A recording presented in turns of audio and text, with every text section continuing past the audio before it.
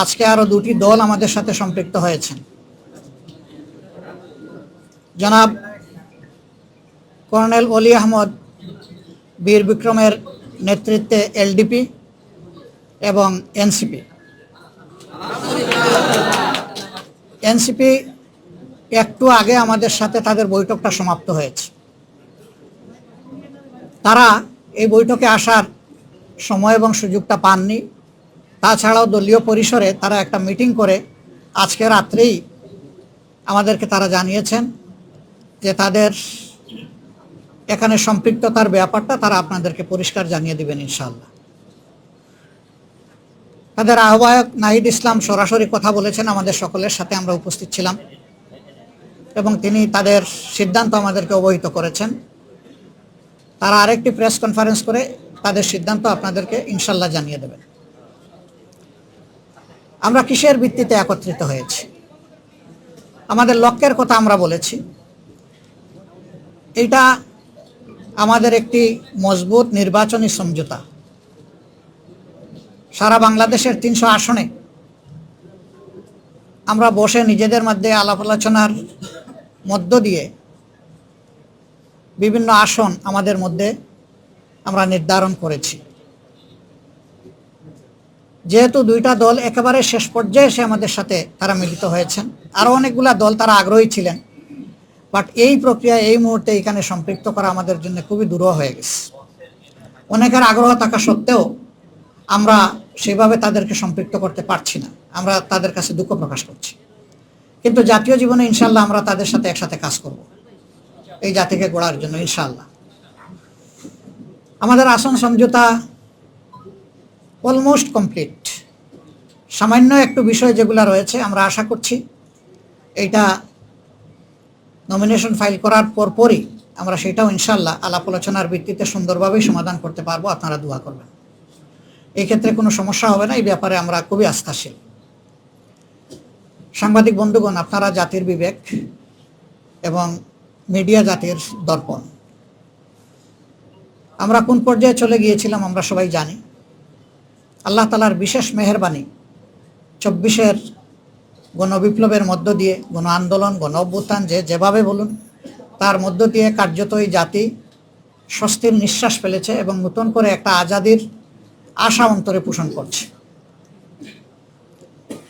এই বিপ্লব পরিপূর্ণতা পেয়েছে 24-এ এসে, কিন্তু ত্যাগ এবং কুরবানি শুরু হয়েছে 2009 সাল থেকে। তৎকালীন বিডিআরের সদর দপ্তর পিলখানায় যে মর্মান্তিক হত্যাকাণ্ড সংগঠিত হয়েছিল, যেখানে বাংলাদেশের কমিটির 57 জন অফিসার তাদের জীবন দিয়েছিলেন।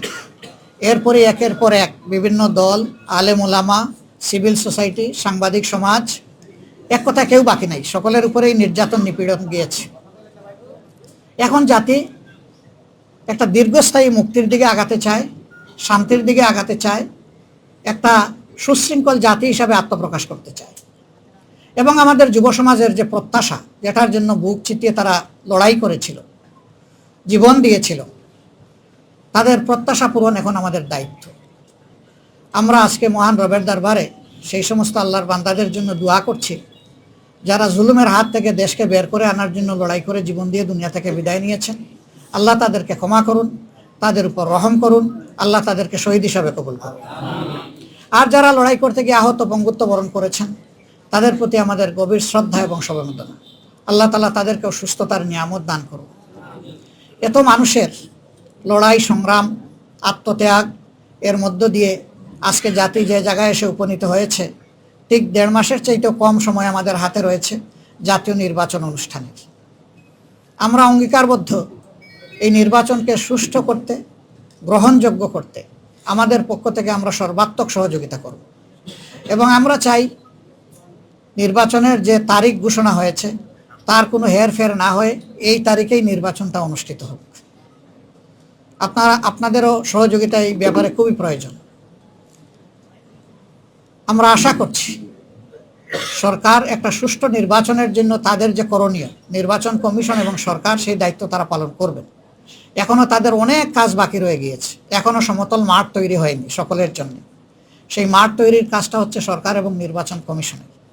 তারা যে কোনো ধরনের লোভ লালসা ভয়ভীতি এবং কারো প্রতি কোনো ধরনের আনুকূল্যের ঊর্ধ্বে উঠে তারা তাদের দায়িত্ব পালন করবেন, সাংবিধানিক নৈতিক দায়িত্ব, এটা আমরা এবং জাতি তাদের কাছে প্রত্যাশা করে। এর যে কোনো ধরনের ব্যতিক্রম এই জাতি মানবে না, কারণ এই ব্যতিক্রমটাই তো আমাদের জীবন থেকে অনেকগুলো বছর কেড়ে নিয়েছে। তিনটা নির্বাচনে এই যে এখানে যারা উপস্থিত, আমি বিশ্বাস করি অধিকাংশই আপনারা কোনো ভোটই দিতে পারেননি। আমরা তো জীবনে 2-4 বার ভোট দেওয়ার সুযোগ পেয়েছি, আপনারা পানই নাই। এইভাবে আমাদের ভোটের অধিকার হরণ করে নেওয়া হয়েছিল। আগামীতে আমরা ওই ধরনের কোনো প্রক্রিয়া কেউ করতে গেলে কোনো অবস্থায় আমরা এটা বরদাস্ত করব না। আপনাদের ভোটের জন্য, সকলের ভোটের জন্য আমাদের লড়াই হবে একেবারেই ইস্পাত কঠিন। এই ঐক্য জাতীয় ঐক্য হবে, আপনাদের সাথে মিলেমিশে, এই জেনারেশনের সাথে মিলেমিশেই আমরা একটা সুষ্ঠু নির্বাচন আদায় করতে চাই ইনশাআল্লাহ। আপনাদের সহযোগিতা এবং দোয়া, আপনারা বরাবর সহযোগিতা করেছেন, আমাদের ডাকে আজকে সাড়া দিয়ে এখানে এসেছেন। খুব কম সময়ে আপনারা দাওয়াত পেয়ে রেসপন্স করেছেন, আমরা এই জন্য গভীর কৃতজ্ঞতা জ্ঞাপন করছি, আপনাদেরকে ধন্যবাদ জ্ঞাপন করছি। এবং ইনশাআল্লাহ আপনাদের সাথে সময় সময় আমাদের এই যে সমঝোতা, এটাকে ঠিক ওই অর্থে জোট বলুন আর না বলুন, আমরা কিন্তু জোটের চাইতে আরও মজবুত, আরও ঐক্যবদ্ধ। এটা নিয়ে আমরা আগাবো। আপনাদের সহযোগিতা আমাদের সাথে থাকবে, জাতীয় স্বার্থে, দেশের স্বার্থে, মানুষের স্বার্থে, মানবতার স্বার্থে, দিনের স্বার্থে। সবাইকে ধন্যবাদ, সবাই ভালো থাকবেন, আল্লাহ তাআলা সবাইকে ভালো রাখুন। জানবেন, ডিটেইলসটা জানবেন, আমি বলছি অল্প একটু আমাদের বাকি আছে, আমরা অতি সত্বর আপনাদেরকে তা স্পষ্ট করে দেবো ইনশাআল্লাহ।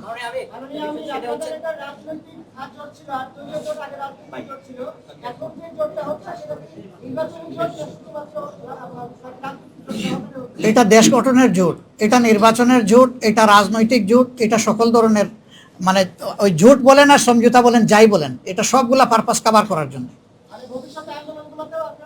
আমরা আশা করছি একসাথেই আমরা করবো ইনশাআল্লাহ। দলীয় কর্মসূচি যার যার অনেকগুলা থাকবে, তারপরে ন্যাশনাল ইস্যুতে যেখানেই প্রয়োজন আমরা একসাথে করবো ইনশাআল্লাহ। এখন এটা জোট না, 8 দল না, আজকে ইতিমধ্যে ঘোষণা যেটা 10 দল তো হয়ে গেছে, 10 দল হয়ে গেছে ইতিমধ্যে, 10 দলীয় নির্বাচনী সমঝোতা। সেটা হচ্ছে আপনারা বলছিলেন যে শেষ মুহূর্তে দুইটা দলকে আপনারা যোগ করেছেন, আর অনেক দলে যোগ করেছিল। যাদের সাথে আপনারা কাজ করতে পারবেন না, তারা আপনাদের সাথে যদি কাজ করতে চায় কোন প্রক্রিয়ায় কাজ করতে পারবে? এক, এই আসল সমঝোতা, অনেকে অনেক কথা বলতেছে, আপনাদের মধ্যে অনেক বিভেদ ছিল, অনেক ঝামেলা ছিল, ফাইনালি আমরা আপনাদেরকে এক আসলে দেখলাম। আপনারা আসলে জোটগুলোর মধ্যে কতগুলো আসন বন্টন করতে পারেন? আগামী নির্বাচনে আপনারা ক্ষমতায় আসবেন, এই কতটুকু নিশ্চয়তা আছে? এখানে কোনো একক দল কোনো আসন বন্টন করবে না। আমরা যেখানে যার ন্যায্যতা তার